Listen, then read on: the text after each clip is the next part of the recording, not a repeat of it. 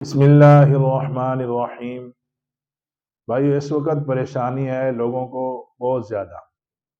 وہ یہ ہے کہ لوگ کہتے ہیں جادو ہو گیا، کسی نے جو ہے کاروبار بند کر دیا۔ ان پریشانیوں کا حل موجود ہے۔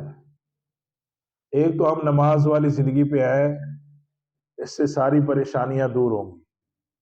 جادوگر تو دنیا میں رہے ہیں، وہ بھی تو جادوگر تھے جو سیدنا موسیٰ علیہ السلام کے مقابلے پہ آئے تھے، لیکن ان جادوگروں کا جب توڑ ہوا تو وہ سارے کے سارے ایمان لانے والے بنے۔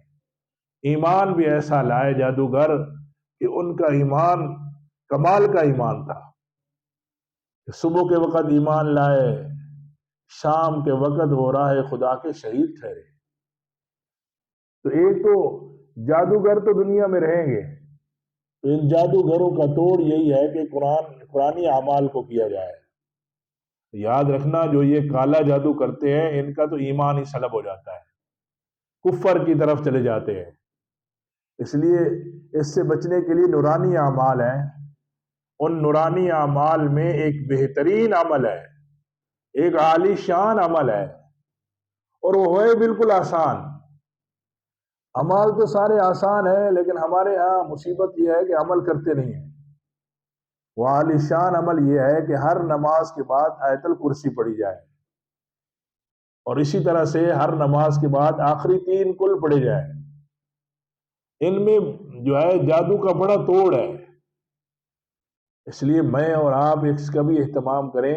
اور ساتھ ساتھ ایک بہترین چیز ہمارے پاس ہے، وہ ہے منزل کے نام سے ایک کتابچہ چھپا ہوا ہے، اس کو پڑھا جائے۔